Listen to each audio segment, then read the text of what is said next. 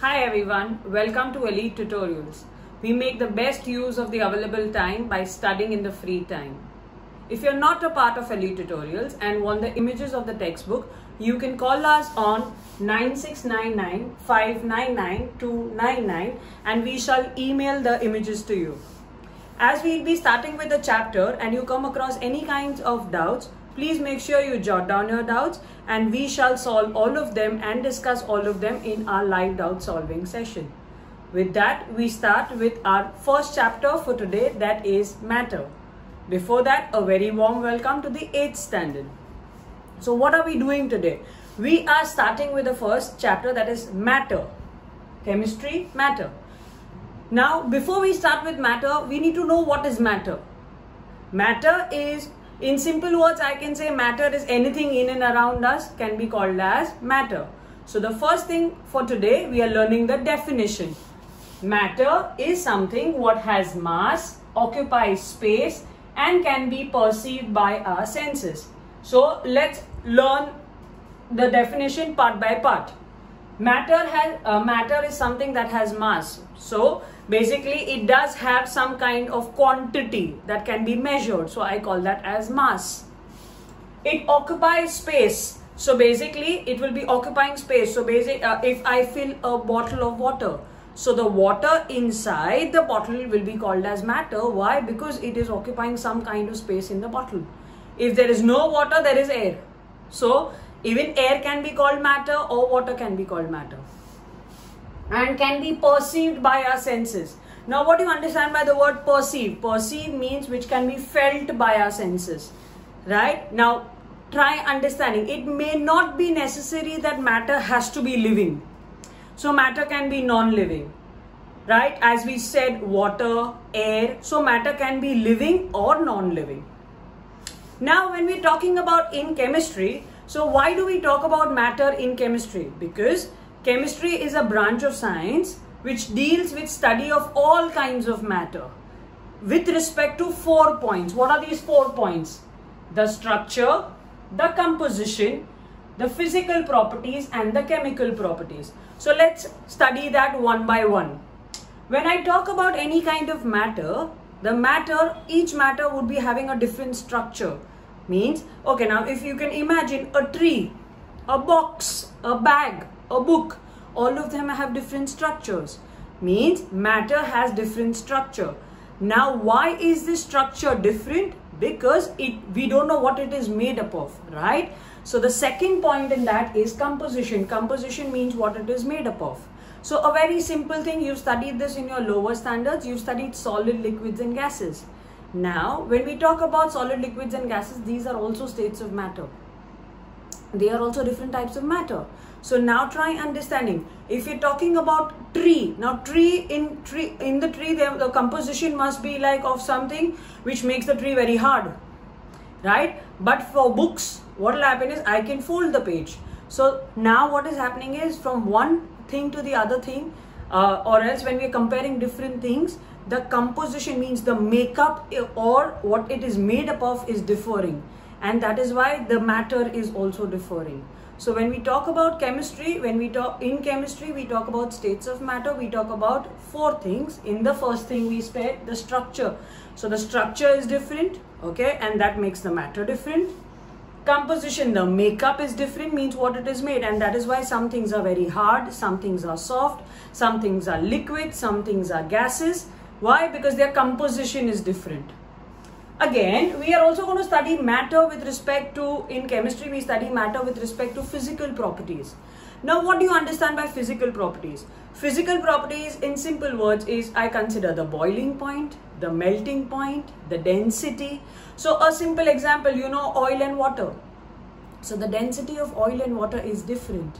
And that's why if you pour in a glass of water a few drops of oil, oil will float on water. Why? Because oil has lesser density as compared to water. But on the contrary, what do? I place a few drops of mercury in water. So as soon as I place mercury in water, what will happen is mercury being heavier or having more density will sink down. So again, density difference. So what is changing away of physical properties?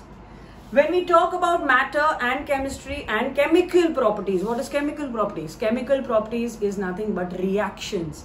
So maybe reaction with oxygen, reaction with air, oxygen, reaction with other metals or non-metals. So that is a chemical reaction. So in short, in chemical properties, we have chemical reactions.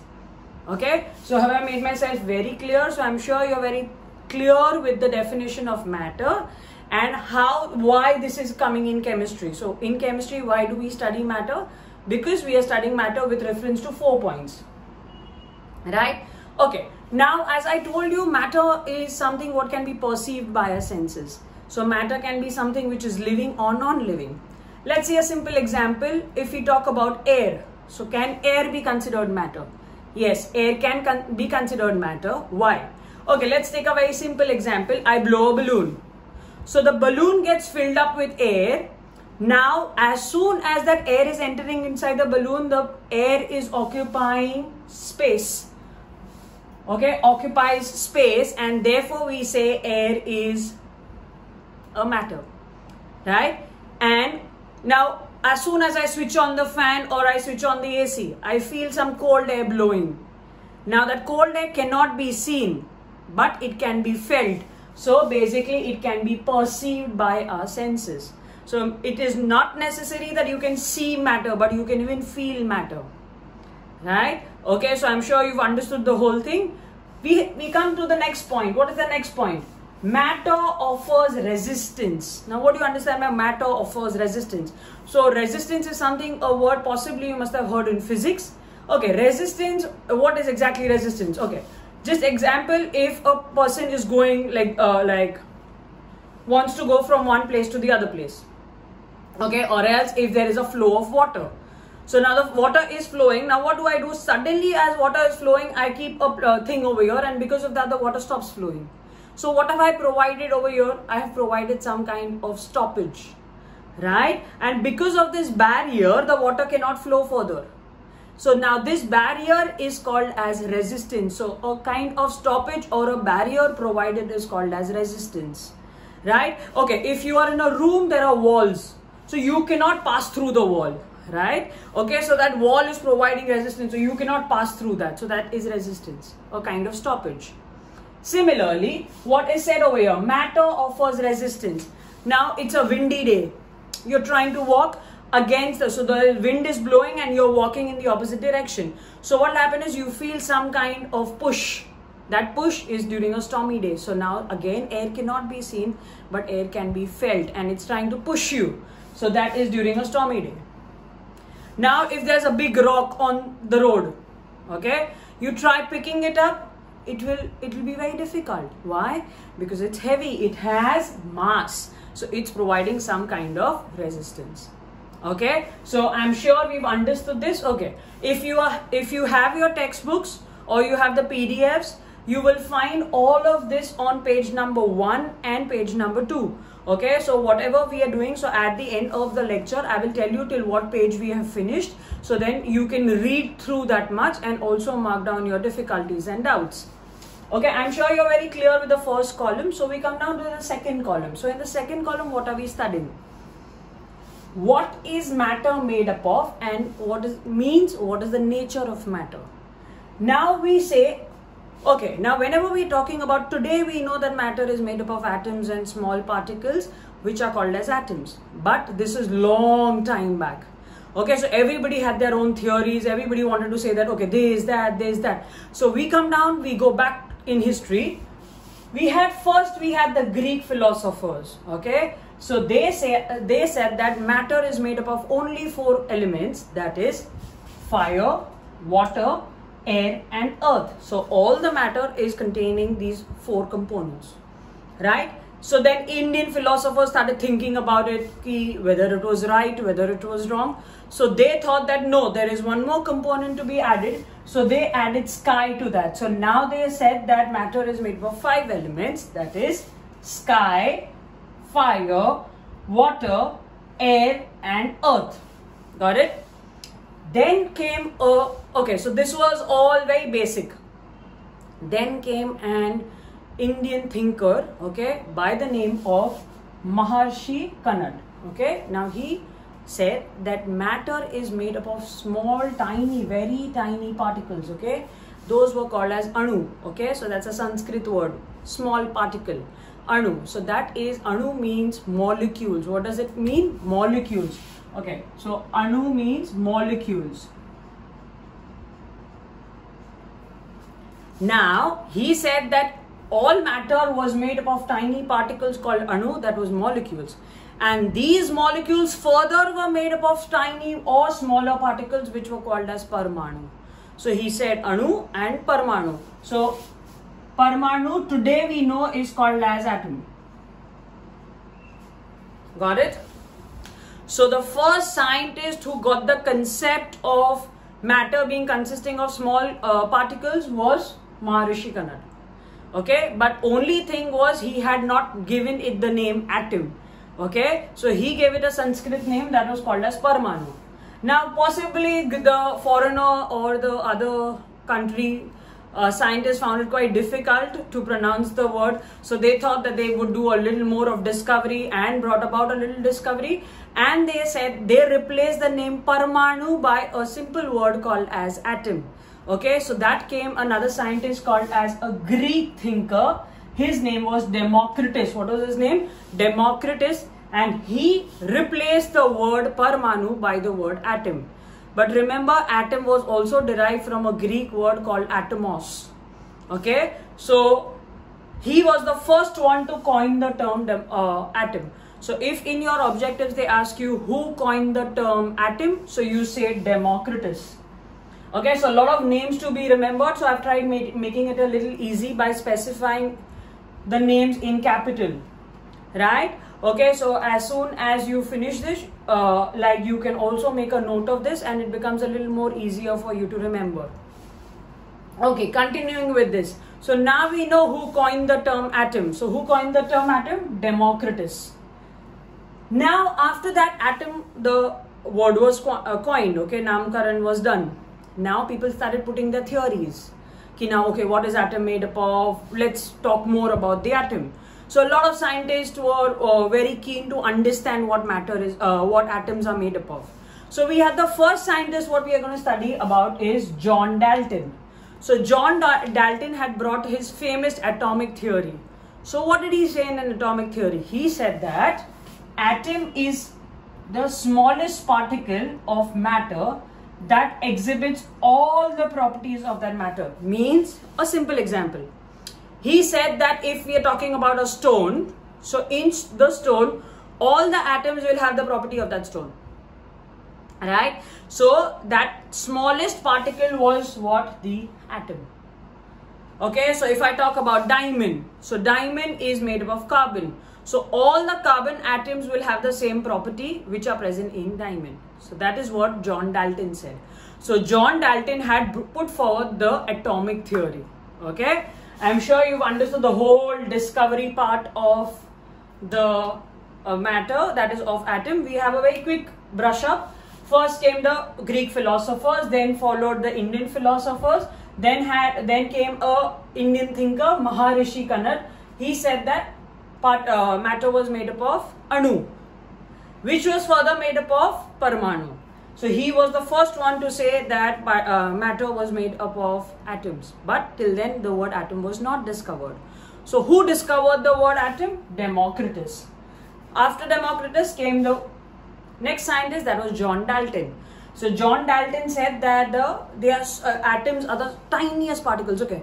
Now we also said that a drop of water, okay, a drop of water would contain 10 raised to 21 particles or atoms. Okay, so just imagine when you're drinking water, okay, how many atoms are you gulping down, or how many particles are you gulping down? Okay, that's why nobody usually says that, okay, I need this many particles of water, right? So you say simple terms which can be measured, because these atoms are so tiny you can't even see them. So how will you count them? Right? So that's why what happens is we usually refer terms as in a glass of water. We don't say, give me this many atoms of water. Right? Okay. So that is bringing to the end of the second topic, that is what is matter made up of. Now we come down to the next topic, that is the characteristics of matter. Okay, now what are the characteristics of matter? I'm sure now you know, by now you have very well understood that matter is made up of small tiny particles. These tiny particles are called as atoms. Okay, so let's see the first one. Okay, so this is what you find on the first 2 pages of your textbook. Okay, coming down to the further part, that is characteristics of matter. Particles of matter are very small. Okay, that was the first characteristic that I'm sure by now you've understood. Right? Okay, so we have a very simple experiment for this. So what are we taking over here? I have taken a beaker of water. Okay, now in this beaker of water I have added a few drops of ink. Okay, maybe any colored substance. I can add a few drops of ink, or else I add a few drops of crystals of copper sulfate, that is blue, if you must be knowing the word blue vitriol. Blue vitriol is CuSO4.5H2O. Okay, so I can either add ink or else I add copper sulfate, that is CuSO4 with 5 water molecules, is called as blue vitriol. So I call it as copper sulfate pentahydrate. Why? Because it has 5 water molecules. Or I can also add potassium permanganate.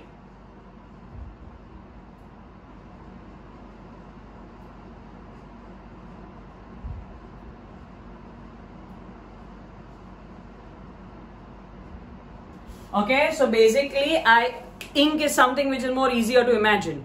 That's why I said ink. In your textbook, in the activity, they have specified copper sulfate with 5 water molecules, which is also called as blue vitriol. Okay, so I have taken water. Now in that I have added a few drops of ink. Okay, or else a few crystals of copper sulfate .5H2O. Now, as soon as I add copper sulfate .5H2O and I stir the solution becomes blue in color, because copper sulfate crystals are blue in color. Like copper sulfate, you can also use green vitriol. Okay, so blue vitriol, you have something called as green vitriol, which is green in color. Okay, and potassium permanganate crystals would be pinkish purple. So a range is given to you. In short, I have just added a little bit in water. Now what do? I am taking a few ml of this, maybe like 5 ml of this solution. Okay, and I add it into beaker 1. Oh sorry, beaker A, which also contains water. Right? Okay, so I have added 5 ml of this solution in beaker A, which also contains an equal quantity of water. So basically I have taken 1, 2, 3, 4, 5 beakers which are containing equal quantity of water. So now in that I have added ink in the first one, and now from this ink water solution or copper sulfate .5H2O solution, I have taken 5 ml and I have dissolved it in A. Right? Now what have I done? What are we trying to prove over here? I have taken a few atoms and dissolved it in water. Now again, these small atoms, already the atoms were very small. A few atoms were added in water. Now what will I do? Again, from this A, I add 5 ml into B. So when I added 5 ml, just imagine, roughly, if I added 100 atoms, okay, into A. Now 100 atoms have dissolved in water. Okay, now from that again, when I'm going to remove 5 ml, not all 100 atoms are going to get into the dropper. Okay, so from that just a few atoms are going to get and enter into beaker B. From there again, when I take it, I add it into beaker C, the same thing, 5 ml. And then I add into beaker D. Now what do you think? If this is bright blue in color, right, because we took copper sulfate .5H2O, it was like, or else take ink and water, it's like nice, just maybe a small quantity of water and I've added 2 to 3 drops of ink, so nice bright royal blue color. Now as soon as I'm going to dilute it, means I'm going to mix it with water, it's going to become faint and faint. So what do we say? That the particles of matter are very small. So in every 5 ml there were a few particles that were getting passed on. Okay, and therefore the color fades as we gradually keep on adding. Got it? So I told you, you can do this experiment with ink, you can do this experiment with copper sulfate, you can do this experiment with blue vitriol, that is copper sulfate .5H2O, you can do it with green vitriol, right, and potassium permanganate. I'm sure you've understood this quite well. Okay, you can also go through the experiment on the activity in your textbook, right? Okay, now we come down to the next one, that is particles of matter have interparticle space between them. Okay, let's see. Again, now we've taken a beaker of water. That beaker of water contains 100 ml of water. 100 ml of water. Okay, now imagine when we're talking about water, 100 ml of water. So water molecules are all close to each other, not very close to each other. They will be close to each other. Okay, means there's enough of space between them. So imagine I'm just magnifying. Okay, so if this is water molecule, water molecule, water molecule. Okay, imagine these are all water molecules. Now in this water molecule, when I'm going to add 20 grams of salt, that is NaCl, what will exactly happen? Okay, think, will the level of water increase in the beaker, or will the water decrease in the beaker, or remain the same? Imagine. Okay, you can even try this experiment.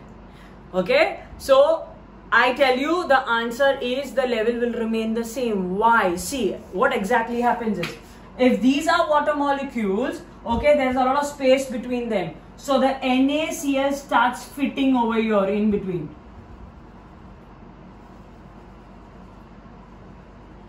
Got it? Yes. So if I've added 20 grams of NaCl, means that 20 gram has fitted between the spaces of what? Water. Right? Means what can we prove? That between two particles there is some space. Now this space is called as interparticle space. What is it called as? Interparticle space. Now this interparticle space will determine the structure. Okay, if the interparticle space is going to be very less, the structures are going to be very hard. See, coming back to that structure composition.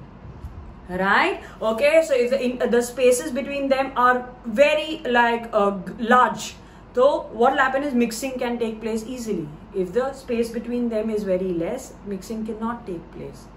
Right? So we'll be understanding this topic also on a furthermore in much more detail as we go further with the chapter. Okay, so till now what you have to understand is that the particles of matter have interparticle space between them, and because of that NaCl will dissolve and there will be no increase in the level. If, just imagine what will happen is, if I'm adding more 20 grams, if there is space in between the water molecules, okay, it will dissolve. If not, then what will happen is, whatever dissolves enters the spaces and whatever does not dissolve will remain at the bottom of the beaker. Right? Okay, so I'm sure you've understood this. So we have finished the second topic, that is particles of matter have interparticle spaces between them, and therefore NaCl can enter between the spaces of water, and we say NaCl dissolves in water. Right? Coming down to the last topic, that is in characteristic, we are doing the third one. Particles of matter are in constant random motion. Okay. These particles, okay, now we've understood that matter is made up of small tiny particles which are constantly moving here and there, here and there, here and there. Okay, so they are in constant random motion.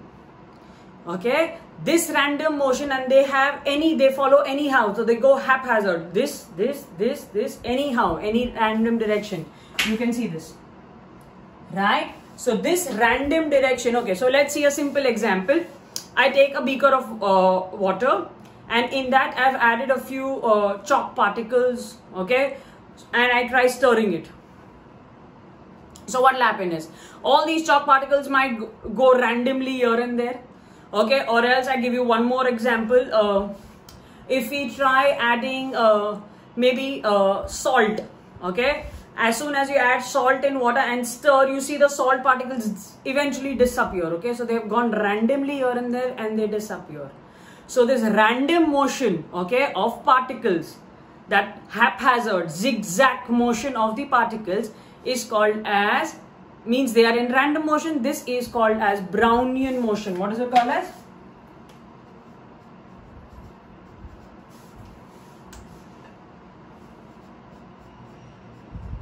Brownian motion. Okay, so that is how it is, haphazard, zigzag. This was called Brownian motion. Why? Because it was given behind a scientist named Robert Brown. Right? Okay, so I think you have understood this. Okay, you can also think of a few more examples of random motion. Okay, yes, okay, you have a lot what we've done in today's lecture. So what we have done in today's lecture is still page 3 in your textbook. Okay, this is there on page 1, page 2 and page 3. So this is still page 3. This is what we finished. So you can also make a note of whatever is written on the board and you can read through your textbook. Okay, so we'll be continuing with the further part of the chapter in the next class. Till then, thank you everybody.